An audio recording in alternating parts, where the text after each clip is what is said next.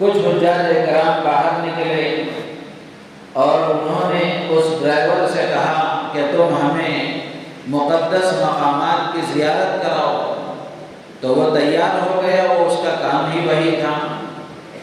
تو وہ حجاج کرام اس کے ساتھ ٹیکسی میں بیٹھ گئے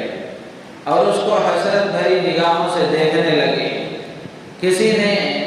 آگے بڑھ کر اس سے یہ کہہ بھی دیا کہ تم کتنے خوش نصیب آدمی ہو، کیسے مبارک آدمی ہو کہ اللہ تعالیٰ نے تمہیں کیسی مبارک سرزمین میں رہنے کا موقع دیا ہے، کیسے مقدس مقام پر تمہاری زندگی گزر رہی ہے، تمہارے رات و دن گزر رہے ہیں، تم کتنے سعادت مند ہو، حرم شریف تم سے قریب ہے، بیت اللہ تم سے قریب ہے، تو کتنے بڑے خوش نصیب تم آدمی ہو کہ یہاں کی ایک نماز پر اللہ تعالیٰ 1,00,000 نمازوں کا ثواب عطا فرماتے ہیں۔ بلکہ علماء نے یہاں تک لکھا ہے کہ صرف نماز کا معاملہ نہیں، جو بھی نیک عمل کرتا ہے اللہ تعالیٰ ہر عمل پر 1,00,000 گنا اسے ثواب عطا فرماتے ہیں۔ تو جب وہ حاجی اس سے کہنے لگے تو وہ ڈرائیور کہنے لگا کہ حاجی صاحب آپ کی بات صحیح ہے، لیکن میں بزی رہتا ہوں، مجھے وقت نہیں ملتا۔ تو پھر وہ حاجی صاحب اس سے پوچھنے لگے کہ تم نے کتنے حج اور عمرے کیے، اتنا قریب تم رہتے ہو تو حج کرنے کا تو تمہیں بہت موقع ملا ہوگا، یا کم سے کم عمرے تو تم نے بے حساب کیے ہوں گے، اس لیے کہ پڑوس میں رہتے ہو۔ تو وہ ڈرائیور کہنے لگا کہ میں نے ایک حج نہیں کیا ہے، ایک عمرہ نہیں کیا ہے۔ پھر وہ حاجی صاحب اس سے پوچھنے لگے کہ کتنی مرتبہ تمہیں بیت اللہ کے دیدار کا شرف حاصل ہوا ہے، تم نے کتنی مرتبہ بیت اللہ کو اپنی آنکھوں سے دیکھا ہے؟ تو وہ کہنے لگا کہ ایک مرتبہ بھی میں اندر حرم میں نہیں گیا، ایک مرتبہ بھی بیت اللہ کا دیدار مجھے نصیب نہیں ہوا۔ تو وہ حاجی صاحب اس سے پوچھنے لگے کہ کتنے سال سے تم یہاں رہ رہے ہو؟ تو وہ کہنے لگا 32 سال سے میں یہاں رہ رہا ہوں، 30 پر 2 سال سے میں یہاں رہ رہا ہوں۔ اللہ کسی کو محروم کرنا چاہیں تو حرم کے ارد گرد رہ کر بھی اللہ تعالیٰ اسے محروم کر دیتے ہیں، اور کسی کو بلانا چاہیں، کتابوں میں لکھا ہے یمن مکے سے کتنا دور کا فاصلہ ہے، ایک آدمی یمن سے چل کر 121 سال کی عمر میں، 120 پر 1 سال کی عمر میں حج کے لیے آیا، تو وہاں کے میڈیا کے لوگوں نے اس سے انٹرویو لیا۔ اب 121 سال کی عمر کا آدمی، اس کا کیا حال ہوگا، اس کی صحت کا کیا حال ہوگا؟ تو اس کو دیکھتے ہوئے میڈیا والوں نے اس سے انٹرویو لیا، تو وہ کہنے لگا کہ 21 سال کی عمر میں نے پہلا حج کیا تھا، اور آج 121 سال میری عمر ہے، اور آج میرا 100واں حج مکمل ہو رہا ہے۔ یمن سے چل کر وہ آدمی یہاں آیا۔ تو اللہ تعالیٰ کسی کو نوازنا چاہیں، اللہ تعالیٰ کسی کو بلانا چاہیں اور اپنے گھر کا دیدار کرانا چاہیں، اپنے گھر کے ارد گرد گھمانا چاہیں، تو یمن جیسے شہر سے اتنی دور سے بھی آدمی آتا ہے اور اللہ کے گھر کے دیدار کا شرف حاصل کرتا ہے۔ لیکن اللہ تعالیٰ کسی کو محروم کر دے تو اڑوس پڑوس میں ہوتے ہوئے بھی وہ دیدار سے محروم ہو جاتا ہے۔ تو اس لیے یہ جو حج کا سفر ہے یہ مال کی بنیاد پر نہیں ہو رہا ہے، یا یہ اتفاق نہیں ہے، بلکہ یہ انتخاب ہے اللہ کا۔ حاجی کو سب سے پہلے اپنے ذہن میں یہ بات بٹھانی چاہیے۔ جب یہ عظمت اور یہ اہمیت پیدا ہوگی تو پھر حاجی اپنے آگے کا سفر صحیح طریقے سے کرے گا۔ اور اللہ تعالیٰ اگر محروم کرنا چاہیں تو بیت اللہ کے دروازے تک بلا کر بھی محروم کر دیتے ہیں۔ کتابوں میں لکھا ہے کہ کسی ملک میں ایک عالم دین سے ایک ڈاکٹر صاحب کی ملاقات ہوئی، تو وہ کہنے لگے کہ اپنے گھر کے افراد کے ساتھ، اپنی فیملی کے ساتھ وہ عمرے کے لیے آئے۔ آنے کے بعد احرام باندھ کر عمرے کے ارادے سے اپنے کمرے سے نکلے اور حرم شریف میں جانے لگے، تو ان کے ساتھ ان کا لڑکا تھا، وہ بھی ڈاکٹر تھا، وہ بھی ڈاکٹر صاحب تھے۔ کچھ لوگ پی ایچ ڈی ڈاکٹر ہوتے ہیں اور کچھ لوگ صرف پی ایچ ڈی ہوتے ہیں۔ پی ایچ ڈی ڈاکٹر تو سب کو معلوم ہے، پی ایچ ڈی کا مطلب یہ ہے کہ پی کا مطلب پھرا ہوا، ایچ کا مطلب ہوا اور ڈی کا مطلب دماغ، یعنی پھرے ہوئے دماغ والے افراد ہوتے ہیں۔ اللہ کی طرف سے جن کے نصیب میں سعادت نہیں ہوتی، کچھ ایسے بھی لوگ ہوتے ہیں۔ تو وہ ڈاکٹر صاحب سنانے لگے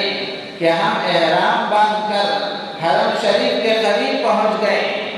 پہنچنے کے بعد بیٹا کہنے لگا کہ میرے دل میں عجیب طرح کی کیفیت ہو رہی ہے، میں اندر نہیں آ سکتا، جبکہ وہ دروازے تک پہنچ چکا ہے، صحن تک پہنچ چکا ہے، تو میں اندر نہیں آ سکتا۔ تو وہ صاحب کہنے لگے کہ میں اور میری اہلیہ بچے سے ہم نے کہا کہ تم یہاں بیٹھ جاؤ تھوڑی دیر، طبیعت جب کچھ ذرا سنبھل جائے تو پھر اندر آ جانا۔ تو ہم دونوں عمرے کے لیے اندر چلے گئے، عمرہ کر کے فارغ ہو کر آئے تو دیکھا کہ یہ جو لڑکا ساتھ تھا یہ خود بھی پی ایچ ڈی ڈاکٹر تھا۔ تو اس کے بارے میں وہ بتاتے ہیں کہ وہ کمرے آیا، کمرے آ کر وہ کپڑے بدل کر پھر سیدھا واپس اپنے ملک چلا گیا۔ تو میرے عزیز و دوست و بزرگوں، اللہ تعالیٰ محروم کرنا چاہیں تو چوکھٹ تک بلا کر بھی، دربار تک بلا کر بھی اندر داخل ہونے سے اللہ تعالیٰ محروم کر دیتے ہیں۔ تو اس لیے یہ حج کے سفر کی اہمیت ہمارے اندر ہونی چاہیے، اور حج اسلام کا بنیادی عظیم الشان اور تکمیلی رکن ہے، بنیادی رکن ہے، فریضہ ہے اللہ کی طرف سے جو اللہ تعالیٰ نے ادا کرنے کا آپ حضرات کو موقع عطا فرمایا ہے۔ تو اس پر اللہ کا شکر ادا کرنا چاہیے، اللہ کا شکر ادا کرنا چاہیے۔ جذبات میں ہمارے اللہ کا شکر رچ بس جائے، ہر وقت ہماری زبان پر اس استحضار کے ساتھ کہ اللہ نے اتنا عظیم الشان فریضہ ادا کرنے کا مجھ جیسے گنہگار کو موقع عطا فرمایا ہے اور مجھے اس پاک سرزمین پر حاضری کے لیے قبول فرمایا ہے، اس احساس کے ساتھ بار بار شکر ادا کریں، زبان سے الحمدللہ کہتا رہے اور دل و دماغ میں شکر کا خیال، شکر کا تصور بار بار لاتا رہے۔ تو یہ پہلی چیز ہے جو ہمارے ذہن و دماغ میں ہونی چاہیے، اس لیے کہ یہ جو مبارک سفر ہے جیسے میں نے عرض کیا، نہ مال کی بنیاد پر ہوتا ہے، نہ عہدے اور منصب کی بنیاد پر ہوتا ہے، ورنہ تاریخ میں ایسے بے شمار صاحب ثروت لوگوں کی تاریخ موجود ہے، بادشاہوں کی تاریخ موجود ہے، عہدیداروں کی تاریخ موجود ہے۔ وہ اگر وہ چاہتے تو روزانہ عمرہ کر سکتے تھے، روزانہ اللہ کے گھر کا دیدار کر سکتے تھے، لیکن اللہ بلانا نہیں چاہتے تھے، اس لیے ان کے مقدر میں ان پاکیزہ جگہوں کی حاضری نصیب نہیں ہوئی۔ اللہ نے قبول فرمایا ہے تو ہمیں اللہ کا شکر ادا کرنا چاہیے۔ اور دوسری بات یہ ہے کہ جس عمل کے لیے ہم جا رہے ہیں، جس فریضے کی ادائیگی کے لیے اللہ نے ہمیں منتخب فرمایا ہے، اس کی فضیلتوں کا بھی ہمیں علم ہو، اس کی فضیلتوں کا بھی ہمیں علم ہو کہ جس عمل کو ہم انجام دیں گے اس پر اللہ تعالیٰ ہمیں کیا دینے والے ہیں، اس پر اللہ تعالیٰ ہمیں کیا عطا فرمائیں گے، اور جو عمل ہم کر رہے ہیں یہ عمل کیسا عظیم الشان ہے اور اس کے لیے ہمیں کیا کرنا چاہیے۔ تو قرآن پاک میں اللہ تبارک و تعالیٰ نے حج کے سلسلے میں فرمایا وَلِلَّهِ عَلَى النَّاسِ حِجُّ الْبَيْتِ مَنِ اسْتَطَاعَ إِلَيْهِ سَبِيلًا، کہ جو صاحب استطاعت ہے، اللہ تبارک و تعالیٰ نے ایسے صاحب استطاعت پر حج بیت اللہ کو لازم قرار دیا ہے۔ یہاں اللہ تعالیٰ نے لِلَّهِ عَلَى النَّاسِ، اللہ کے لیے حج کرنا اس پر لازم قرار دیا ہے۔ تو یہاں علماء نے لکھا ہے کہ ہر حاجی کو اپنے اس مقدس عمل میں اخلاص کو پیش نظر رکھنا چاہیے کہ ہمارا یہ عمل صرف اور صرف اللہ کو راضی کرنے کے لیے ہو، کوئی اور غرض، کوئی اور نیت ہماری نہ ہو۔ بہت بڑے بزرگ گزرے ہیں، علامہ ابن العربی رحمۃ اللہ علیہ، انہوں نے لکھا ہے کہ حج میں اخلاص کا مطلب یہ ہے کہ حج کا سفر صرف اور صرف اللہ کی رضا کے لیے ہو اور فریضے کی ادائیگی کی نیت سے ہو، نہ سیر و تفریح کی نیت ہو، نہ تجارت کی نیت ہو، نہ ریا، نام و نمود اور شہرت کی نیت ہو، نہ حاجی کا لقب حاصل کرنے کی نیت ہو کہ لوگ مجھے حاجی کہیں یا میں حاجی کہلایا جاؤں، یہ نیت نہ ہو، بلکہ صرف اور صرف اللہ راضی ہو جائے اور جو فریضہ مجھ پر اللہ کی طرف سے عائد ہوا ہے اس فریضے کو میں اللہ کی رضا کے لیے ادا کرنے والا ہوں۔ تو اخلاص ضروری ہے۔ اگر اخلاص نہیں ہوگا تو کتنا ہی بڑا عمل آدمی کیوں نہ کر لے، کتنا ہی اچھا کیوں نہ کر لے، اللہ کے ہاں اس کا کوئی اعتبار نہیں، اللہ کے ہاں اس کا کوئی اعتبار نہیں۔ تو اس لیے شروع ہی سے اپنی نیت کا آدمی احتساب کرتا رہے، شروع ہی سے اپنا جائزہ لے کہ میری نیت کیسی ہے اور میرے اس عمل سے میرے اندر کیا چیز پیدا ہو رہی ہے، کیا اللہ کی رضا کا جذبہ ہے یا نہیں ہے، یا اس کے علاوہ کوئی دوسرے جذبات ہیں۔ تو ہر آدمی، ہر حاجی اپنا جائزہ لے اور اخلاص اپنے اندر پیدا کرے، شروع سے لے کر آخر تک اخلاص کا احتساب کرتا رہے، جائزہ لیتا رہے کہ کہیں کوئی دوسری نیت تو نہیں آ گئی، کوئی دوسرا جذبہ تو نہیں پیدا ہو گیا۔ تو اخلاص کے ساتھ یہ عمل کریں اور اسی کے ساتھ ساتھ فضیلتوں کا بھی علم ہو کہ اگر حج کریں گے اللہ تبارک و تعالیٰ اس پر کیا دیں گے اور کیا کیا فضیلتیں سرکار دو عالم صلی اللہ علیہ وسلم نے احادیث میں بیان فرمائی۔ اللہ کے نبی علیہ السلام نے اس مقدس عمل کے صحیح انجام دینے پر جو فضیلتیں بیان فرمائی ہیں، اگر حاجی کے پیش نظر وہ فضیلتیں رہے اور حاجی بار بار ان فضیلتوں کو سوچتا رہے، اللہ کی ذات عالی سے امید ہے کہ وہ اپنا حج صحیح طریقے سے انجام دے گا، وہ اپنا حج صحیح طریقے سے کرنے کی کوشش کرے گا، اس لیے کہ اس کے سامنے ہے کہ اگر حج صحیح کروں گا تو اللہ کے نبی نے یہ فضیلتیں بیان فرمائی ہے، یہ فضیلتیں مجھے حاصل ہوں گی۔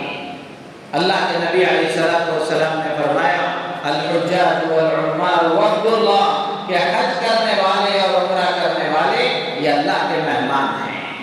یہ اللہ کے مہمان ہیں۔ کتنا بڑا اعزاز ہے کہ حج کرنے والا اللہ کا مہمان ہے۔ اب ہم اپنے گھروں کا جائزہ لے کر کے دیکھیں، ہمارے پاس کوئی مہمان آتا ہے تو ہم اس کا کتنا اکرام کرتے ہیں،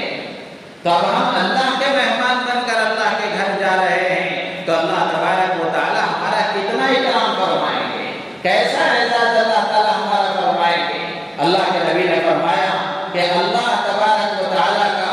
اپنے مہمانوں کے ساتھ معاملہ کیا ہوتا ہے، اس کو اللہ کے نبی نے بیان فرمایا ان دعوه اجابهم وان استغفروه غفر لهم۔ اللہ کے نبی علیہ السلام فرماتے ہیں کہ حج کرنے والے اور عمرہ کرنے والے یہ اللہ کے مہمان جب اللہ کی بارگاہ میں دعا کرتے ہیں، ہاتھ اٹھاتے ہیں، اللہ تعالیٰ ان کی دعائیں قبول فرماتے ہیں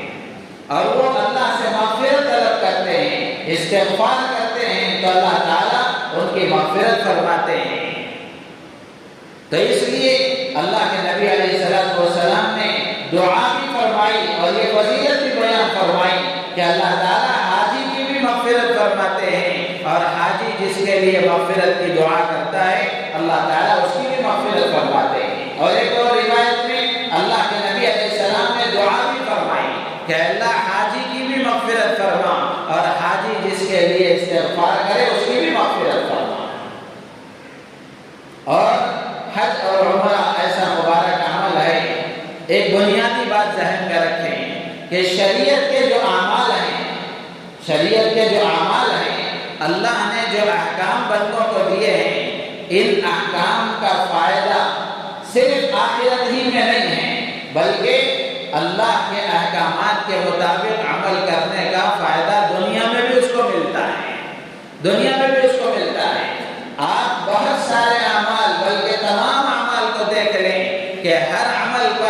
دونوں طرح کے فائدے ہیں، آخرت کا فائدہ بھی ہے، دنیا کا فائدہ بھی ہے۔ قرآن میں اللہ تعالیٰ نے فرمایا من عمل صالحا من ذکر او انثى وهو مؤمن فلنحيينه حیاتا طیبہ ولنجزینهم اجرهم باحسن ما كانوا يعملون۔ اللہ تعالیٰ عمومی انداز میں فرماتے ہیں کہ جو ایمان والا اعمال صالحہ کے ساتھ زندگی گزارتا ہے اللہ تعالیٰ اسے حیات طیبہ عطا فرماتے ہیں، یعنی اس کی دنیا کی زندگی اللہ تعالیٰ اچھی کر دیتے ہیں۔ آج ہم اپنی دنیا کی زندگی کو صحیح کرنے کے لیے اللہ کے احکامات کو چھوڑ دیتے ہیں، جبکہ اللہ کے حکم کے مطابق زندگی گزارنے میں ہی ہماری دنیا کی بہتری بھی ہے اور آخرت کی کامیابی بھی ہے۔ تو بالکل اسی طرح حج کے معاملے میں بھی اور عمرے کے معاملے میں بھی اللہ کے نبی علیہ السلام نے فرمایا تابعوا بین الحج والعمرہ، کہ پے در پہ کبھی حج کبھی عمرہ، کبھی حج کبھی عمرہ، اس طرح پے در پہ حج اور عمرے کیا کرو فإنهما ينفيان الفقر والذنوب۔ اللہ کے نبی علیہ السلام فرماتے ہیں کہ پے در پہ حج اور عمرہ کرنے کی برکت سے اللہ تعالیٰ فقر و فاقے کو، تندرستی کو دور فرماتے ہیں، روزی کی تنگی اللہ تعالیٰ دور فرما دیتے ہیں۔ یہ فقر و فاقے کا تعلق آخرت سے ہے کہ دنیا سے ہے؟ دنیا سے ہے۔ تو اس عمل پر اللہ تعالیٰ دنیا کی پریشانیوں کو دور فرماتے ہیں، اور اسی طرح اللہ کے نبی فرماتے ہیں کہ حج اور عمرہ پابندی سے آدمی کرتا ہے، پے در پہ کرتا ہے، اللہ تعالیٰ اس کے گناہوں کو بھی معاف فرماتے ہیں۔ ایک اور روایت میں اللہ کے نبی علیہ السلام نے فرمایا کہ العمرۃ الی العمرۃ کفارۃ لما بینہما والحج المبرور لیس لہ جزاء الا الجنہ۔ اللہ کے نبی فرماتے ہیں کہ ایک عمرہ دوسرے عمرے تک کے لیے آدمی کے گناہوں کا کفارہ بن جاتا ہے، اور حج مبرور اور حج مقبول کا بدلہ تو جنت کے سوا کوئی اور ہو نہیں سکتا۔ کہ حج قبول ہو جائے،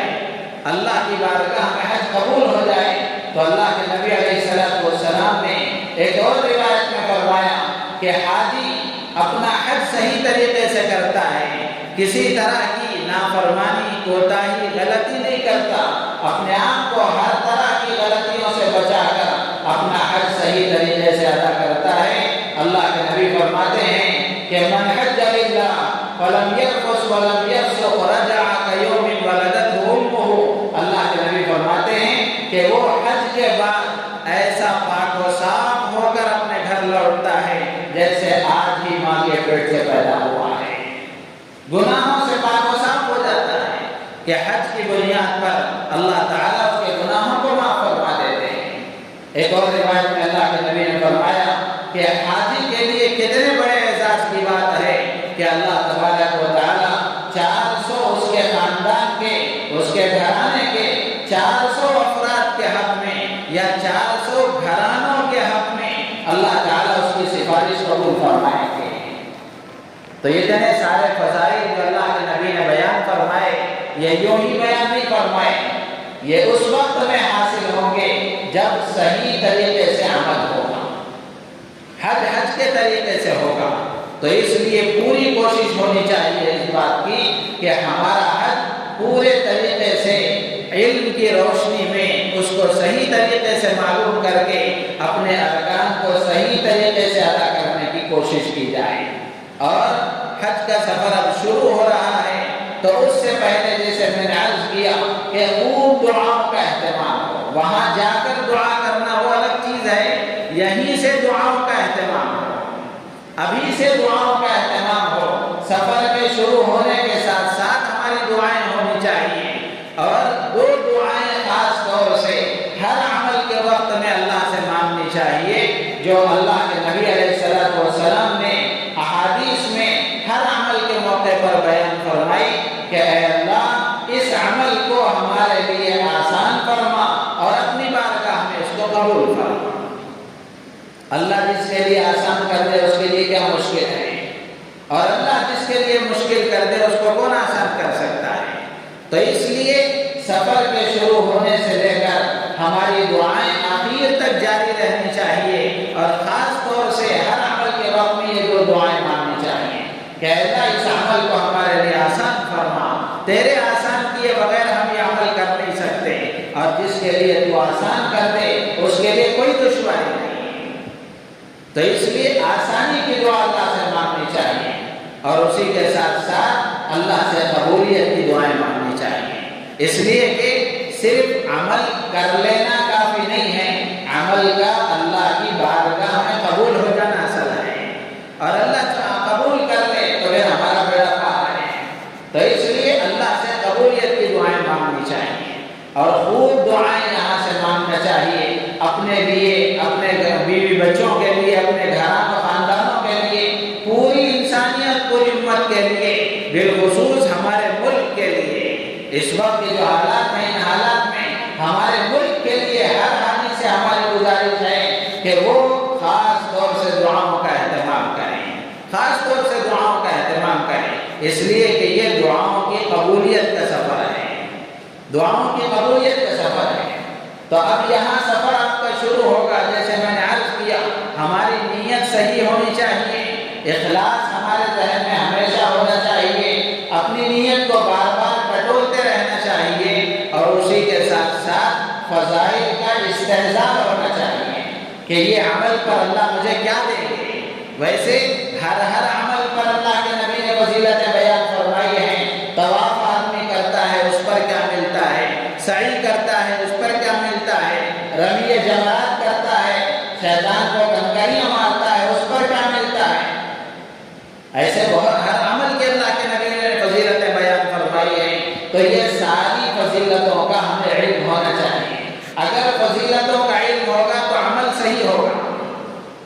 پھر اس کے بعد آدمی اپنے عمل کو صحیح کرنے کے لیے مسئلہ معلوم کرے گا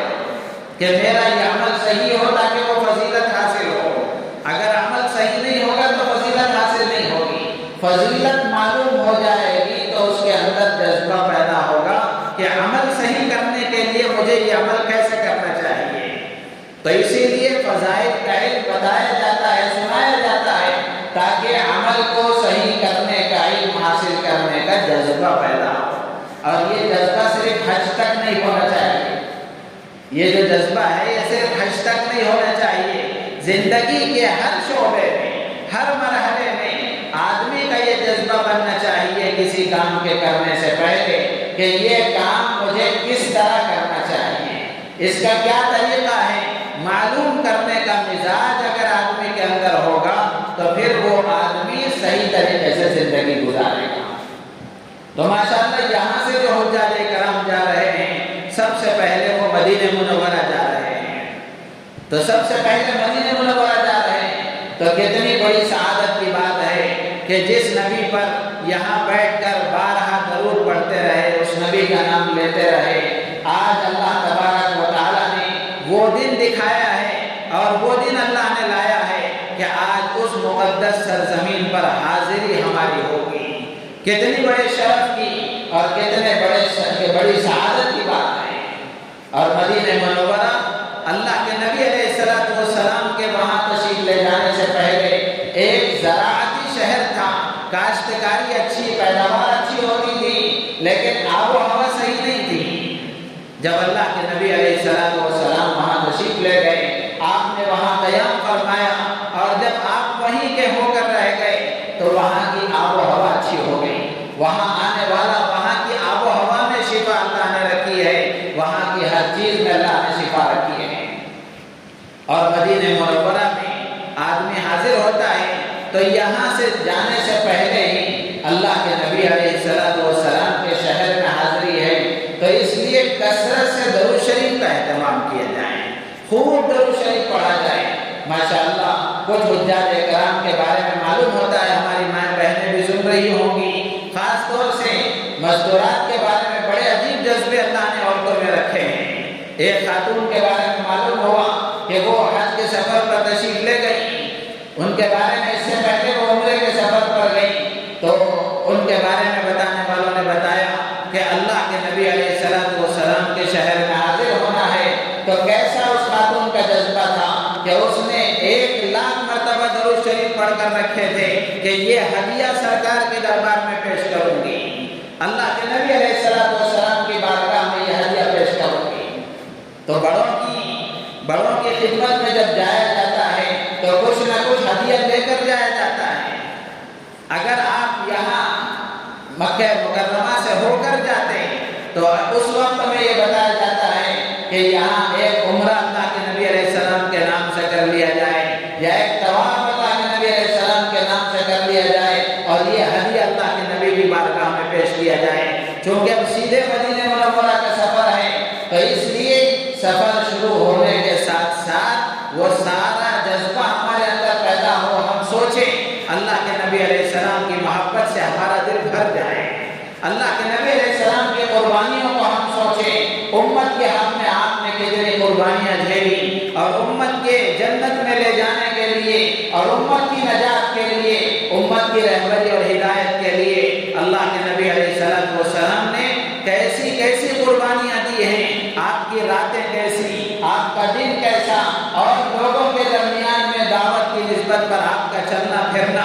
اور لوگوں کی طرف سے آنے والی تکلیفوں کو برداشت کرنا، اور پھر ان کے لیے دعائیں مانگنا، یہ ساری چیزیں ہمارے ذہن میں ہونی چاہیے، استحضار ہونا چاہیے اس کا۔ جب اللہ کے نبی کی محبت سے ہمارا دل معمور ہوگا اور ہمارے ذہن و دماغ میں اللہ کے نبی کی محبت بھری ہوئی ہوگی، اور آپ کی قربانیوں کو ہم سوچتے ہوئے درود شریف پڑھتے رہیں گے، تو ایک الگ ہی کیفیت ہماری پیدا ہو جائے گی، ایک الگ ہی جذبہ ہمارا ہوگا، اور پھر اس جذبے کے ساتھ اللہ کے نبی علیہ السلام کے شہر میں جب ہم داخل ہوں گے اور اللہ کے نبی علیہ السلام کے روضے پر حاضری ہوگی، تو پھر اس کا انداز بھی الگ ہوگا، اس کا انداز ہی الگ ہوگا۔ یہ کوئی سیر و تفریح کا سفر نہیں ہے، بلکہ یہ عبادت ہے، یہ عبادت ہے، محبت کا سفر ہے، عشق کا سفر ہے۔ تو اس لیے یہیں سے درود شریف کی کثرت کو ہم شروع کریں، اور ذہن میں رکھیں کہ اللہ کے نبی علیہ السلام کی بارگاہ میں جب حاضر ہو تو کتنی بڑی فضیلت اللہ کے نبی نے بیان فرمائی کہ جو آدمی روز اقدس پر حاضر ہوتا ہے، صلاۃ و سلام عرض کرتا ہے، اللہ کے نبی علیہ السلام نے فرمایا من زار قبری وجبت لہ شفاعتی، جو میرے روضے کی زیارت کرے گا، میری قبر پر حاضر ہوگا، تو اللہ کے نبی نے فرمایا اس کے لیے میری شفاعت واجب ہے، اس کے لیے میری شفاعت واجب ہے۔ اس میں بشارت ہے کہ روز اقدس پر حاضر ہونے والے، مدینہ منورہ کو جانے والے، اور اللہ کے نبی علیہ السلام کے روز اقدس پر کھڑے ہو کر صلاۃ و سلام عرض کرنے والے کے لیے اللہ کے نبی علیہ السلام کی شفاعت واجب ہے۔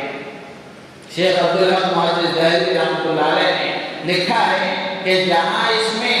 اللہ کے نبی علیہ السلام کے روز مبارک کی زیارت کرنے والے کے لیے یہ بشارت ہے کہ اللہ تبارک و اللہ کے نبی علیہ السلام اس کی سفارش فرمائیں گے اور اللہ کے نبی کی شفاعت اس کے لیے واجب ہو گئی، جہاں یہ بشارت ہے وہیں یہ بھی اس کے لیے بشارت اس میں موجود ہے کہ اللہ تعالیٰ اس کا خاتمہ ایمان پر فرمائیں گے، اس کا خاتمہ ایمان پر فرمائیں گے۔ اس لیے کہ نبی کی شفاعت کے لیے ایمان پر مرنا ضروری ہے، اسلام پر اس کا انتقال ہونا ضروری ہے۔ اگر ایمان و اسلام پر اس کا انتقال نہ ہو تو نبی کی شفاعت کیسے ملے گی؟ تو اللہ کے نبی علیہ السلام نے جب یہ فرمایا تو اس کا مطلب یہی ہوا کہ اللہ کے نبی علیہ السلام کے اس ارشاد میں ایک بشارت شفاعت کی ہے اور ایک بشارت خاتمہ بالخیر کی ہے، ایمان پر خاتمے کی ہے۔ تو اس لیے اللہ کے نبی علیہ السلام نے ایک اور روایت میں فرمایا کہ جو آدمی حج کے ارادے سے آئے اور حج کرے، پھر اس کے بعد میری قبر کی زیارت کرے، مدینہ منورہ آئے تو میری قبر کی زیارت کرے، تو وہ میری قبر کی زیارت کرنے میں انہی لوگوں کی طرح ہے جو میری حیات میں میری زیارت کرتے ہیں، میری ملاقات کرتے ہیں۔ تو گویا آج آدمی اللہ کے نبی علیہ السلام کے روضے پر حاضر ہوتا ہے تو گویا ایسا ہے جیسے اللہ کے نبی علیہ السلام کی حیات میں آپ سے ملاقات کرتا ہے۔ اور یہ امت کا متفق عقیدہ ہے کہ اللہ کے نبی علیہ السلام اور تمام انبیاء کرام علیہ السلام اپنی اپنی قبروں میں زندہ ہیں، اپنی اپنی قبروں میں زندہ ہیں، اور حیات وہ کیسی ہے اس کی کیفیت اللہ لیکن علماء نے لکھا ہے کہ اللہ کے نبی علیہ السلام کے روز اقدس پر حاضر ہو کر کوئی صلاۃ و سلام عرض کرتا ہے، اللہ کے نبی علیہ السلام اس کو خود سنتے ہیں، اس کو خود سنتے ہیں اور اس کا جواب دیتے ہیں۔ ہمارے کان اس قابل نہیں ہے کہ وہ آواز کو سن سکے، ورنہ بے شمار اولیاء کاملین کے واقعات ایسے موجود ہیں کہ انہوں نے اللہ کے نبی علیہ السلام کے روز اقدس پر حاضر ہو کر سلام عرض کیا، اللہ کے نبی علیہ السلام نے جواب دیا تو انہوں نے اپنے کانوں سے اللہ کے نبی کا جواب سنا۔ تو میرے عزیز و دوست بزرگوں، یہ سارے فضائل ہمارے ذہن میں ہونے چاہیے، یہ سارے فضائل ہمارے ذہن میں رہتے ہوئے اگر ہم مدینہ منورہ میں اللہ کے نبی علیہ السلام کے روز اقدس پر حاضر ہوں گے تو پھر ہماری کیفیت الگ ہوگی، ہماری کیفیت الگ ہوگی۔ اور جب تک مدینہ منورہ میں قیام رہے، کوشش اس بات کی ہو کہ نمازیں حرم شریف میں ادا کی جائے، مسجد نبوی میں ادا کی جائے، اس بات کی پوری کوشش کی جائے، اور اسی کے ساتھ ساتھ مدینہ منورہ کے قیام میں بھی کثرت سے درود شریف کا اہتمام ہو، اور جتنا اللہ توفیق دے زیادہ سے زیادہ اللہ کے نبی علیہ السلام کے روز اقدس پر حاضر ہو کر صلاۃ و سلام پیش کرنے کی کوشش کی جائے۔ لیکن روز اقدس پر حاضر ہونے کے آداب ہیں، روز اقدس پر حاضر ہونے کے آداب ہیں کہ ہم کس کے پاس جا رہے ہیں۔ سرور کائنات امام الانبیاء ہم سب کے محسن آقا حضرت محمد رسول اللہ صلی اللہ تعالی علیہ وسلم کی خدمت میں حاضر ہو رہے ہیں، تو اس لیے علماء نے لکھا ہے کہ آدمی پوری طرح طہارت اور نظافت کے ساتھ، پوری پاکی کے ساتھ، بہتر یہ ہے کہ جب روز اقدس پر حاضری کا ارادہ ہو تو آدمی غسل کرے، اچھا لباس پہنے، اچھی خوشبو لگائے، اور اپنے گھر سے اپنے کمرے سے نکلنے کے بعد میں کچھ صدقہ کر دے، کچھ صدقہ کر کے پھر اللہ کے نبی علیہ السلام کے روزے پر حاضر ہو، پورے ادب و احترام کے ساتھ، پورے ادب و احترام کے ساتھ۔ آواز بلند نہیں ہونی چاہیے بلکہ دھیمی آواز کے ساتھ، میانہ روی کے ساتھ، درمیانی آواز کے ساتھ آپ کے روز اقدس کے سامنے کھڑے ہو کر صلاۃ و سلام عرض کرنا چاہیے، اس لیے کہ اللہ کے نبی علیہ السلام کی حیات میں جس طرح آپ کے سامنے آواز کو بلند کرنا جائز نہیں تھا، آج بھی اسی طرح اللہ کے نبی کے روزے کے سامنے بلند آواز سے بولنا اس کی گنجائش نہیں ہے، اس کی گنجائش نہیں ہے۔ تو اس لیے درمیانی آواز کے ساتھ، دھیمی آواز کے ساتھ صلاۃ و سلام پیش کرنے کی کوشش کی جائے، اور جتنا وقت ہمارا وہاں گزرے اس بات کی کوشش ہو کہ حج کے مسائل کو سیکھنے کی کوشش کریں۔ وہاں علماء بھی ماشاءاللہ کرناٹک سے اور یہاں شہر بنگلور سے ہی بہت سارے علماء ماشاءاللہ جا چکے ہیں، اب بھی جائیں گے، اور ابھی تک جتنے قافلے نکلنے والے ہیں ان میں بھی بہت سارے علماء ہیں۔ تو کوشش اس بات کی ہو کہ حج کے مسائل کو سیکھ کر ہم ارکان ادا کریں۔ وقت نہیں ہے تفصیل سے عرض کرنے کا، ورنہ کوشش اس بات کی ہو کہ وہاں ہمارا قیام ہے تو مدینہ منورہ میں اس بات کی کوشش کی جائے کہ ہم ارکان کے مسائل کو معلوم کر لیں، علماء کی خدمت میں پہنچ کر علماء سے پوچھ کر کرنے کی کوشش کریں، دیکھا دیکھی نہ کریں کہ وہاں لوگ کیا کہہ رہے ہیں، کیا کر رہے ہیں۔ دیکھا دیکھی اگر کریں گے تو پھر کسی نہ کسی پریشانی کا شکار ہو جائیں گے۔ ہمارا دین دیکھا دیکھی نہیں ہے، سنا سنی ہے، بلکہ معلوم کرنا چاہیے، تحقیق کرنا چاہیے، اور عالم دین سے پوچھنا چاہیے۔ یوٹیوب سے نہیں پوچھنا چاہیے، گوگل سے نہیں پوچھنا چاہیے، بلکہ کسی عالم سے پوچھنا چاہیے کہ مجھے یہ کام کیسے کرنا ہے، مجھے یہ کام کیسے کرنا ہے۔ اگر آپ کو پڑھنا آتا ہے، اردو زبان ہو، انگریزی زبان ہو، اللہ جزائے خیر دے، علماء نے ہر زبان میں کتابیں لکھی ہیں، تو کسی عالم دین سے معلوم کر کے کتابیں خریدنا چاہیے اور اپنے ساتھ سفر میں رکھنا چاہیے، تاکہ وقت ضرورت معلوم کیا جا سکے اور پڑھ کر مسئلہ صحیح طریقے سے عمل کیا جا سکے۔ تو اس کی پوری کوشش ہو۔ تو مدینہ منورہ کے قیام کے بعد پھر آپ جب مکہ جائیں گے تو یہاں سے احرام باندھ کر عمرے کے لیے جائیں گے، تو مکہ مکرمہ میں بھی عمرے کے جو اعمال ہیں وہ بھی، اور حج کے جو اعمال ہیں وہ بھی صحیح طریقے سے ادا کرنے کی کوشش کریں۔ خاص طور سے پہلی بات میں یاد کروں کہ جب مکہ مکرمہ میں تو بیت اللہ میں جب حاضری ہو تو کعبۃ اللہ پر پہلی نظر جو پڑتی ہے وہ دعاؤں کی قبولیت کا موقع ہے، دعاؤں کی قبولیت کا موقع ہے۔ تو اس لیے کوشش ہے اس بات کی کہ جب آپ جائیں گے صحن سے نکل کر اندر تک جائیں گے تو ذرا نظریں نیچی رکھ کر جاتے رہیں، کسی رہبر سے آپ کے ساتھ ہوں گے جو پہلے بھی آپ کے سفر کیے ہوں گے، تو نئے ساتھی اگر ہیں تو ایسے کسی پرانے ساتھی کے ساتھ ہو جائیں، ذرا نظر نیچی رکھتے ہوئے جائیں۔ جب اس بات کا احساس ہو جائے کہ اب کعبۃ اللہ بالکل سامنے ہے تو کوئی جگہ تلاش کر لی جائے، اطمینان کے ساتھ وہاں کھڑے ہو جائیں، پھر اس کے بعد میں کعبۃ اللہ پر نظر ڈال کر خوب دعائیں مانگیں۔ پہلی نظر دعاؤں کی قبولیت کا موقع ہے، لیکن پہلی نظر 1 گھنٹہ تو نہیں رہے گی، پہلی نظر 1 گھنٹہ تو نہیں رہے گی، تو اس لیے پہلی نظر میں جو دعا مانگی جائے گی وہ قبول ہوگی۔ تو کیا دعا مانگنا چاہیے؟ بزرگوں نے ارشاد فرمایا کہ اس موقع پر، اس لیے میں نے شروع میں عرض کیا تھا کہ ہماری دعائیں یہاں سفر شروع ہوتے ہی شروع ہو جانی چاہیے، یہیں سے دعاؤں کا سلسلہ، خوب دعائیں مانگیں، سفر میں بھی دعائیں قبول ہوتی ہیں، تو اس لیے خوب دعائیں مانگیں اپنے لیے، اپنے گھر والوں کے لیے، اپنے دوست و احباب کے لیے، اپنے علاقے والوں کے لیے، اپنے ملک کے لیے، پورے عالم کے لیے، پوری انسانیت اور پورے مسلمانوں کے لیے، سب کے لیے خوب دعائیں مانگیں۔